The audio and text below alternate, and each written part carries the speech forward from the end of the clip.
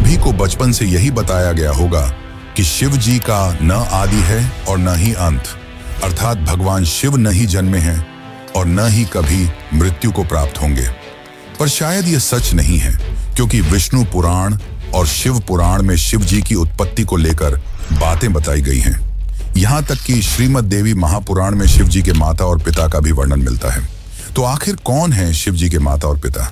कुछ लोगों का यह मानना है कि ब्रह्मा ही शिव जी के पिता हैं, क्योंकि विष्णु पुराण की एक कथा के अनुसार शिव जी का एकमात्र बाल रूप है, जिसे हम रुद्र के नाम से जानते हैं, और माना जाता है कि रुद्र के पिता स्वयं ब्रह्मा हैं। पर आखिर इसकी सच्चाई क्या है और पूरे संसार को शिक्षा देने वाले शिव ने अपनी शिक्षा कहां से प्राप्त की? तो चलिए जानते हैं शिव जी के जन्म का असली रहस्य। लेकिन उससे पहले वीडियो को लाइक करके कमेंट में हर हर महादेव जरूर लिखें। शिव पुराण के अनुसार शिव जी अजन्मे हैं, यानी कि उनका जन्म नहीं हुआ है, और वे स्वयंभू हैं, यानी कि खुद से ही उत्पन्न हुए हैं। क्या इसका मतलब यह है कि शिव जी के न तो माता हैं और न ही पिता? लेकिन विष्णु पुराण में तो कुछ और ही लिखा मिलता है, जिसके अनुसार विष्णु जी के नाभि से निकले कमल से ब्रह्मा जी की उत्पत्ति हुई और उनके माथे के तेज से शिव की उत्पत्ति हुई, जिसके कारण शिव जी को ज्यादातर समय ध्यान मुद्रा में दिखाया जाता है। लेकिन शिव पुराण में तो इसका उल्टा लिखा मिलता है, जिसके अनुसार एक बार जब शिव जी अपने घुटनों को मल रहे थे तो उनके घुटनों के मैल से श्री हरि विष्णु की उत्पत्ति हुई। अब इस मामले में तो दोनों पुराणों में अलग अलग बातें बताई गई हैं, परंतु विष्णु पुराण की एक और कथा के अनुसार ब्रह्मा ही शिव जी के पिता हैं। क्या यह सच है? तो चलिए जानते हैं इसकी सच्चाई। लेकिन उस कथा को समझने से पहले एक और कथा को जान लेते हैं जो काफी ज्यादा प्रसिद्ध है। और इसी कथा के अनुसार शिव जी को आदि अनादि का दर्जा मिला, यानी कि न ही उनका कोई शुरुआत है और न ही अंत। दरअसल एक समय की बात है, भगवान विष्णु और ब्रह्मा में यह बहस छिड़ गई कि उन दोनों में से कौन ज्यादा महान है। ब्रह्मा को अपने सृष्टिकर्ता और सृष्टि को रचने का अभिमान था, वहीं विष्णु को इस जगत के पालनहार होने का घमंड था। दोनों के बीच की बहस काफी बढ़ गई और तभी दोनों के बीच में एक विशालकाय खंभा आ खड़ा हुआ। उस खंभे के अंदर से आवाज आई कि जो भी इस खंभे का आखिरी हिस्सा खोज लेगा वही सर्वश्रेष्ठ होगा। यह सुनकर दोनों ने खंभे का आखिरी छोर खोजने का निर्णय लिया। ब्रह्मा जी ने एक हंस का रूप धारण किया और खंभे का ऊपरी हिस्सा खोजने के लिए उड़ चले। वहीं विष्णु ने एक वराह का रूप लिया और खंभे का निचला हिस्सा खोजने को निकल पड़े। हजारों वर्षों तक खोजने के बावजूद दोनों को उसका आखिरी छोर नहीं मिला, जिसके पश्चात वे थक हार कर वापस लौट आए। अंततः खंभे के भीतर से शिव जी प्रकट हुए। यह कथा यह दर्शाती है कि शिव जी का न तो आदि है और न ही अंत। लेकिन दोस्तों, क्या आपको पता है, इसी दौरान जब विष्णु और ब्रह्मा थक हार कर वापस लौटे और जब शिव जी प्रकट हुए, तब उन्होंने दोनों से पूछा कि क्या आपको खंभे का आखिरी छोर मिला?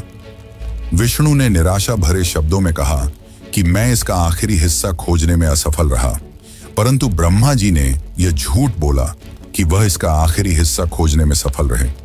यह बात सुनकर शिव जी काफी क्रोधित हुए और ब्रह्मा को श्राप दिया कि आज से पृथ्वी लोक पर तुम्हारी कोई पूजा नहीं करेगा, जिसके कारण आज भी ब्रह्मा जी का न तो ज्यादा कोई मंदिर है और न ही उन्हें पूजा जाता है। वैसे दोस्तों, इसके पीछे एक और कथा है जो भगवान ब्रह्मा और उनकी पुत्री से जुड़ा हुआ है, पर हम उसकी बात किसी और वीडियो में करेंगे। अभी हम ये जान लेते हैं कि क्यों शिव जी को ब्रह्मा का पुत्र बताया जाता है, आखिर इसके पीछे क्या सच्चाई है। तो चलिए अब इस कथा को भी जानते हैं। विष्णु पुराण के अनुसार सृष्टि के प्रारंभिक काल में जब सब कुछ यानी कि पूरा ब्रह्मांड जलमग्न था, न कोई देवता, न दानव और न ही कोई जीव जंतु, तब केवल श्री हरि विष्णु ही क्षीर सागर पर शेषनाग पर विश्राम कर रहे थे और उनकी नाभि से निकले कमल से ब्रह्मा जी की उत्पत्ति हुई। इसके पश्चात ब्रह्मा जी और विष्णु जी इस सृष्टि की उत्पत्ति और रचना को लेकर बातें करने लगे। इसी दौरान शिवजी भी वहां प्रकट हुए। जब शिवजी वहां प्रकट हुए तब ब्रह्मा ने उन्हें पहचानने से इनकार कर दिया, जिससे शिव रूठ गए और वहां से चले गए। तब विष्णु ने ब्रह्मा को दिव्य दृष्टि प्रदान की, जिसके पश्चात ब्रह्मा जी को अपनी गलती का एहसास हुआ। तब ब्रह्मा जी ने शिव जी से माफी मांगी और उनसे यह वरदान मांगा कि वे उनके पुत्र रूप में जन्म लें। शिव जी ने ब्रह्मा की प्रार्थना स्वीकार की और उन्हें आशीर्वाद दिया कि वे उनके पुत्र रूप में जन्म लेंगे। हजारों साल बीत जाने के बाद जब ब्रह्मा जी ने इस सृष्टि की रचना शुरू की, तब उन्हें एक बच्चे की जरूरत पड़ी और तब उन्हें शिव जी का आशीर्वाद याद आया। जिसके बाद ब्रह्मा जी ने कठोर तपस्या की और उनकी तपस्या से प्रसन्न होकर भगवान शिव एक बालक रूप में उनकी गोद में प्रकट हुए। आपकी जानकारी के लिए बता दूं कि यह भगवान शिव का एकमात्र बाल रूप है। दरअसल जब शिव जी बाल रूप में प्रकट हुए तो काफी ज्यादा रोने लगे और जब ब्रह्मा जी ने उनके रोने का कारण पूछा तो उन्होंने बड़ी ही मासूमियत से कहा कि वे इसलिए रो रहे हैं क्योंकि उनका कोई नाम नहीं है। तब ब्रह्मा जी ने उन्हें रुद्र नाम दिया, जिसका अर्थ होता है रोने वाला। परंतु इसके बावजूद भी शिव जी शांत नहीं हुए क्योंकि उन्हें यह नाम पसंद नहीं आया। जिसके बाद ब्रह्मा ने उन्हें दूसरा नाम दिया जो है सर्व, पर शिव जी को यह नाम भी पसंद नहीं आया। जिसके बाद ब्रह्मा ने उन्हें और भी नाम दिए जैसे भव, उग्र, भीम, पशुपति, ईशान, महादेव और इसी तरह ब्रह्मा जी ने शिव जी को 108 नाम दिए और माना जाता है कि यह सारे नाम धरती पर ही लिखे गए थे। पर दोस्तों, शिव जी के जन्म की असली सच्चाई तो अभी तक हमने नहीं जानी। तो चलिए अब हम जानते हैं शिव के जन्म की असली कहानी। आखिर कौन है उनके माता पिता। लेकिन उससे पहले आपसे एक विनती है कि अगर आपको यह वीडियो अच्छी लग रही है तो इसे अपने दोस्तों, रिश्तेदारों और अन्य शिव भक्तों को जरूर शेयर करें और कमेंट में लिखें हर हर महादेव। श्रीमद् देवी भागवत पुराण में शिव जी के माता पिता और उनके जन्म की बातें बताई गई हैं। यहां तक कि इसमें त्रिदेवों यानी कि ब्रह्मा और विष्णु के भी जन्म की सच्चाई देखने को मिलती है। दरअसल जब हम शिव कहते हैं तो वह निराकार ईश्वर की बात होती है और जब हम सदाशिव कहते हैं तब ईश्वर महान आत्मा की बात होती है और जब हम शंकर या महेश कहते हैं तो सती या पार्वती के पति महादेव की बात होती है। बस बहुत से भक्त यह भेद नहीं कर पाते और सभी को समान मानते हैं। अब श्रीमद् देवी महापुराण के अनुसार देखा जाए तो एक बार की बात है, नारद जी ने अपने पिता ब्रह्मा से पूछा कि इस सृष्टि की शुरुआत किसने की है और साथ ही भगवान शिव, विष्णु और आपके पिता कौन हैं। तब ब्रह्मा ने उत्तर देते हुए कहा कि प्रकृति रूपी मां दुर्गा और काल सदाशिव ही उनके माता पिता हैं और उन्होंने ही त्रिदेवों यानी कि ब्रह्मा, विष्णु और शिव की रचना की है। शिव पुराण के अनुसार भी काल सदाशिव और पराशक्ति अंबिका ही शिव के माता पिता हैं और इन सब में भी श्रेष्ठ हैं काल सदाशिव, क्योंकि उन्होंने ही पराशक्ति अंबिका की भी रचना की, जिनकी 8 भुजाएं थीं और वे प्रकृति रूपी मां दुर्गा भवानी कहलाईं। बहुत प्राचीन समय की बात है, जब कुछ भी नहीं था, ना आकाश, ना धरती, ना जीवन। उस समय केवल एक ही शक्ति थी, काल स्वरूप सदाशिव। वही आदि परमेश्वर हैं जिनसे सब कुछ उत्पन्न हुआ।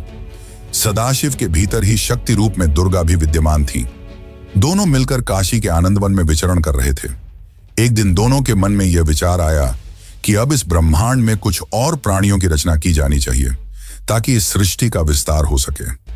उन्होंने सोचा कि किसी और पुरुष को पैदा किया जाए जो इस सृष्टि की जिम्मेदारी उठाए ताकि वे दोनों स्वयं निर्वाण की अवस्था में जा सकें, यानी मोक्ष में लीन होकर ध्यान और शांति में स्थित हो सकें।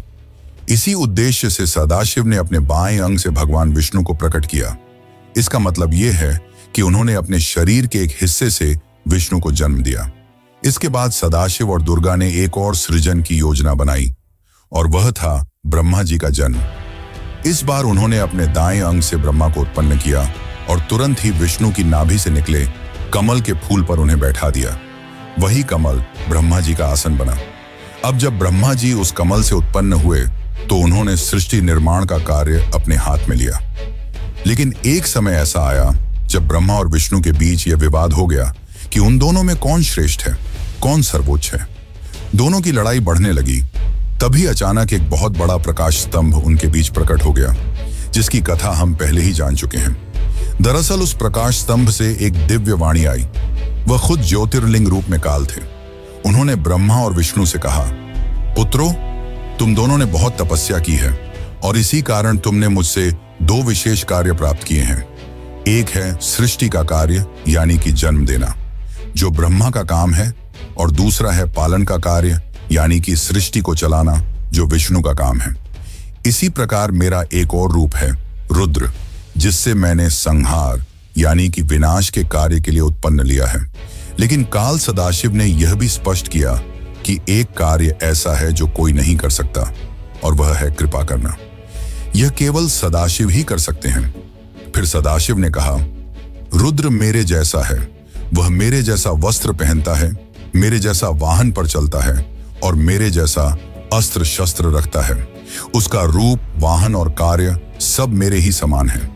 इस प्रकार यह कथा हमें बताती है कि इस संपूर्ण ब्रह्मांड की रचना सदाशिव और शक्ति रूपी दुर्गा से हुई है। ब्रह्मा, विष्णु, रुद्र, महेश, ये सभी उनके अंश हैं और उन्होंने अलग अलग कार्यों की जिम्मेदारी ली है ताकि सृष्टि ठीक तरह से चल सके। पर मित्रों, शिव जी की कहानी यहीं पर खत्म नहीं होती। एक और रोचक कथा है जिसके अनुसार एक बार कुछ साधु संतों ने भगवान शिव से उनके जन्म के बारे में पूछा। तब भगवान शिव ने जो उत्तर दिया वो चौंकाने वाला था। तो चलिए अब उस आखिरी कथा को जानते हैं जो आपके होश उड़ा देगी। एक अन्य पुराण के अनुसार एक बार ऋषि मुनियों में जिज्ञासा जागी कि आखिर भगवान शंकर के पिता कौन हैं। यह सवाल उन्होंने शंकर जी से ही पूछ लिया कि हे महादेव, आप सबके जन्मदाता हैं, लेकिन आपका जन्मदाता कौन है? आपके माता पिता का क्या नाम है? इस प्रश्न का उत्तर देते हुए भगवान शिव ने कहा, हे मुनिवर, मेरे जन्मदाता भगवान ब्रह्मा हैं। मुझे इस सृष्टि का निर्माण करने वाले भगवान ब्रह्मा ने जन्म दिया है। इसके बाद ऋषियों ने एक बार फिर भगवान शंकर से पूछा कि यदि ये आपके पिता हैं तो आपके दादा कौन हुए? तब शिव ने उत्तर देते हुए कहा कि इस सृष्टि का पालन करने वाले भगवान श्री हरि अर्थात भगवान विष्णु ही मेरे दादाजी हैं। भगवान की इस लीला से अनजान ऋषियों ने फिर से एक और प्रश्न किया कि जब आपके पिता ब्रह्मा हैं, दादा विष्णु, तो आपके परदादा कौन हैं? तब शिव ने मुस्कुराते हुए उत्तर दिया कि स्वयं भगवान शिव। इसके बाद ऋषि मुनि समझ गए कि शिव जी से बढ़कर न कोई है न कोई होगा। वैसे दोस्तों, क्या आपको पता है कि भगवान शिव को उनके आभूषण कहां से मिले?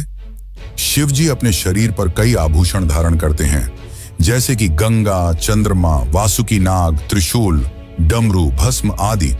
आखिर उन्हें ये सारे आभूषण और शस्त्र कहां से मिले? और क्या है नंदी का रहस्य जो आपको भी हैरान कर देगा? और अगर आप भी इन रहस्यों को जानना चाहते हैं तो हमें कमेंट में जरूर बताइए, जिससे मैं इसके लिए एक अलग से वीडियो बना सकूं। लेकिन इस कथा का तात्पर्य केवल यही है कि शिव जी आदि अनादि हैं, वही अंत हैं और वही शुरुआत हैं। वे सृष्टि के जन्म के पहले भी थे और सृष्टि के विनाश के बाद भी रहेंगे। शिव जो काल से भी परे हैं, जो श्मशानवासी हैं, जिन्हें मृत्यु का भय नहीं, जो मोह से भी परे हैं। लेकिन एक समय ऐसा क्या हुआ कि पूरी सृष्टि का संतुलन बिगड़ गया। शिव एक आम आदमी की तरह दुख में रोने लगे। उन्हें दुख था अपनी अर्धांगिनी सती की मृत्यु का। परंतु ऐसा क्या हुआ कि सती ने अपना देह त्याग दिया? और कैसे मिले शिव जी माता पार्वती से?